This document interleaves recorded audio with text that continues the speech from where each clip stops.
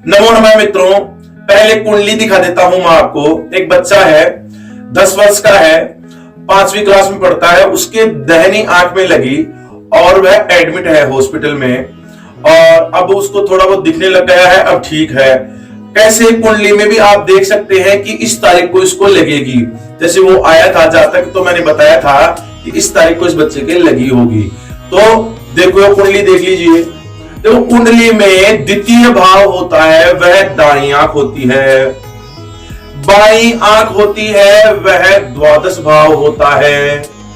घुटनों में यदि दर्द हो तो 10वां भाव होता है। छाती में दर्द हो तो चतुर्थ भाव देख ले, तृतीय भाव देख ले। सर में यदि अत्यधिक बुद्धिमान है तो 5वां भाव देख ले। ऐसे मैंने पहले पिछली वीडियो में बता चुका हूं। अब क्या है, इस बच्चे के कब लगी? 9 मार्च 2022 को। तो आप दशा अंतरदशा भी देख लें, देख लीजिए कैसे लगी। तो द्वितीय भाव में शनि बैठे हैं, द्वादश भाव में मंगल बैठे हैं। शनि मंगल की दशा अंतरदशा आई, और जो महादशा थी वह सूर्य में थी। तो द्वितीय भाव बता दिया था कि कष्ट भी देता है ये। द्वादश भाव क्या करता है? अस्पताल में भर्ती कराता है, पैसे खर्च कराता है। तो लड़के के क्या हुआ? दाहिनी आंख में लगी, मंगल क्या कराया? हॉस्पिटल में एडमिट कराया, द्वादश भाव। ठीक है, द्वादश भाव से हॉस्पिटल में एडमिट, पैसे खर्च हुए। और कब आए ये? यह आए 9 मार्च 2022 को। तो हम जातक को, उस लड़के को, उसके पिता को ऐसे कहा मैंने कि 9 तारीख को लगी है भाई इस बच्चे के, और अब फायदा आ जाएगा, क्योंकि दशा अंतरदशा चेंज हो गई तो अब उसके फायदा आएगा, डॉक्टर की दवाइयां लगेगी। तो ऐसे भी आप कुंडली देखना सीख सकते हैं। तो अब बात करते हैं कुंडली की।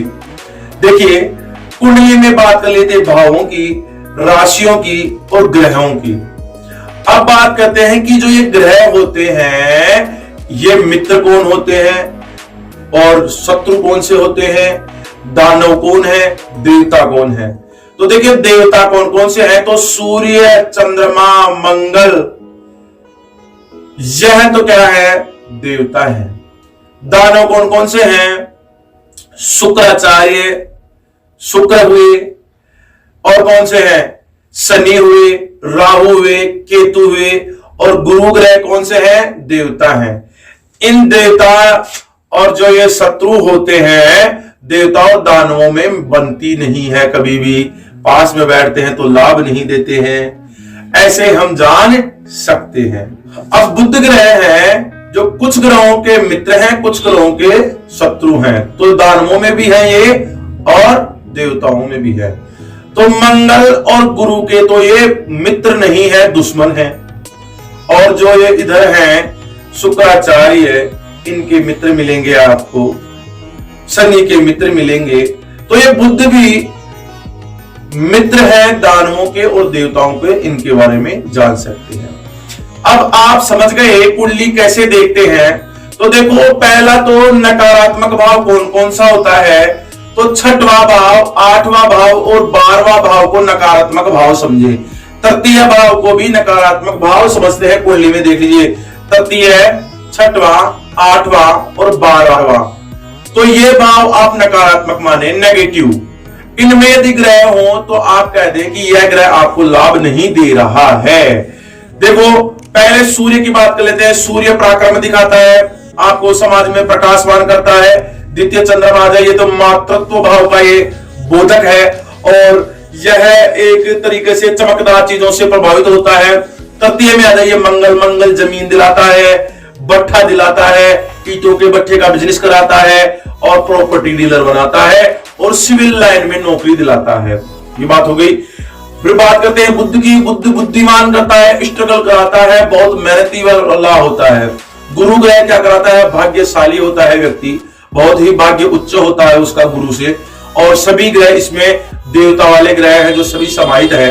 अब बात करते हैं शुक्र ग्रह की। तो शुक्र ग्रह भी बहुत अच्छे हैं, यह दानवों के गुरु हैं, लेकिन यह भी शुभ माने जाते हैं और सबको लाभ देते हैं। ऐसे राहु केतु है, तो राहु की तो गर्दन है, केतु का ये नीचे का दृढ़ है, तो ये उल्टा काम करते हैं। राहु जैसे दिमागी वाला परेशान करेगा, केतु नीचे वाला परेशान करेगा, लेकिन केतु कभी कभी अत्यधिक लाभ दे देता है। अब आपको कुंडली देखना बिल्कुल आ गई है। अब मैं बिल्कुल बता देता हूं, देखिए ये कुंडली है। कुंडली के अंदर यदि मंगल ग्रह 6वें भाव में, 8वें भाव में, 12वें भाव में आ जाते हैं, तो आप तुरंत कह दें कि जो 6वें भाव में है तो बीमार है, 8वें भाव में है तो मृत्यु तुल्य अग्नि से जलकर मर सकता है, द्वादश भाव में हो तो कह दे कि प्रॉपर्टी का नुकसान हो सकता है, समझ गए ना आप। और तृतीय भाव में हो तो अत्यधिक मेहनत करनी पड़ेगी, यह बता दे। और सब में शुभ है, इन ग्रहों में देख लेते लाभ मिलेगा आपको। सूर्य यदि इन भाव में हो तो सूर्य के बारे में भी ऐसे ही कहते, क्योंकि ये अग्नि के समान है। अब ग्रह कौन से? गुरु, तो गुरु ज्यादा परेशान करते हैं कभी कभी, तो 6वें भाव में, 8वें भाव में, 12वें भाव में हो तो कह दे कि ये परेशान है, जो मैंने भाव बताए हैं उसके अनुसार फल देंगे। अब आपको कुंडली देखना आ गई, आप कुंडली देखें और मिलाएं तो आपको बिल्कुल देखना आ गया, बिल्कुल आपको कोई निश्चिंत है। लेकिन पहला दूसरा वीडियो देख लें, आपको बिल्कुल कुंडली देखना आ गया है, आप देखें। अब मैं बता देता हूं कि जो बारे में आगे भी मैं धीरे धीरे बताऊंगा कि जो ग्रह है इनके भी अंश होते हैं। अंश कहां कहां होते हैं, अंश कैसे कैसे रखते हैं। उच्च जो ग्रह है, उच्च राशि के ग्रह है वो क्या लाभ देते हैं, नीच राशि के क्या लाभ देते हैं, और भी नक्षत्र क्या क्या लाभ देते हैं, ये डीपली जाना पड़ेगा आपको। लेकिन अब जैसे कुंडली सामान्य है, जैसे लोग बात देखते हैं बता देते हैं, तो आप सामान्य तरीके से इस 3 वीडियो में ही जान सकते हैं। अब जान गए हैं आप, मैं बिल्कुल बता रहा हूं आपको। लेकिन देखो, आप कभी भी कुंडली सिद्ध कर रहे हैं तो जिससे आप सीख रहे हैं उसका एक बार ध्यान करें। ध्यान करने से क्या है कि वह जो आपने बता दिया वह फलित होगा। जैसे मैंने मेरे गुरुजी से सीखा है, तो मैंने मेरे गुरुजी का ध्यान करके मैं बताता हूं तो 100% सफल होता है। कुछ भी बता दूं, यदि मेरे से थोड़ा सा भी गलती हो गई, जैसे गणित में गलती हो गई, तो भी वह बिल्कुल सटीक जाएगा, क्योंकि मैं मेरे गुरुजी का ध्यान करता हूं। पूजा जो मैंने बताया है, नित्यक्रम बताया है उन्होंने, वो मैं करता हूं। अब मैं आपको पूरी बात बता दूंगा कि कौन सी सिद्धि करें और कौन से भाव की सिद्धि करें।